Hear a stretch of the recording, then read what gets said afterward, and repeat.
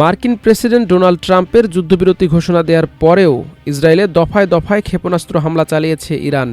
ইরানের ক্ষেপণাস্ত্র হামলায় ইসরায়েলের দক্ষিণাঞ্চলের বীর সেবা শহরে অন্তত 4 জন নিহত এবং 22 জন আহত হয়েছে। স্থানীয় সংবাদ মাধ্যম টাইমস অব ইসরায়েলের বরাতে এ খবর জানিয়েছে আল জাজিরা। প্রতিবেদনে বলা হয়েছে, ট্রাম্পের যুদ্ধবিরতি ঘোষণার পর থেকে এ পর্যন্ত 5ম দফায় ইসরায়েলে ক্ষেপণাস্ত্র হামলা চালিয়েছে ইরান। ইরানে হামলা চালিয়েছে ইসরায়েলও। তেহরানের বিভিন্ন জায়গায় স্থানীয় সময় মঙ্গলবার ভোরের দিকে হামলা চালিয়েছে ইসরায়েল। ইরানের আধা সরকারি সংবাদ মাধ্যম তাসনিমের বরাতে এ খবর জানিয়েছে সিএনএন। হামলার বেশ কিছু ছবি যাচাই করে সিএনএন বলছে, তেহরানের মধ্য অঞ্চলের আকাশে কালো ধোঁয়া উঠতে দেখা গেছে।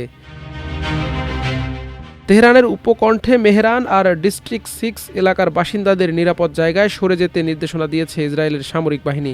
এছাড়া ইসরায়েলের সামরিক বাহিনী তেহরানের ডিস্ট্রিক্ট 7 এলাকার বাসিন্দাদেরও সরে যাওয়ার নির্দেশ দিয়েছেন। এদিকে ইরানের রাজধানী তেহরানে ইসরায়েলের হামলায় সেদিক সাবের নামের দেশটির আরেকজন পরমাণু বিজ্ঞানী নিহত হয়েছেন।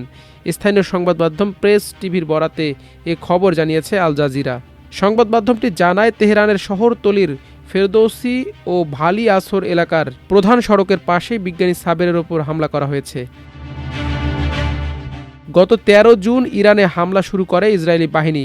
এরপর থেকে ইসরায়েলি হামলায় ইরানের বেশ কয়েকজন শীর্ষ পরমাণু বিজ্ঞানী এবং দেশটির সামরিক বাহিনীর জ্যেষ্ঠ কমান্ডার নিহত হয়েছেন। মাল্টিমিডিয়া ডেস্ক, আমার দেশ।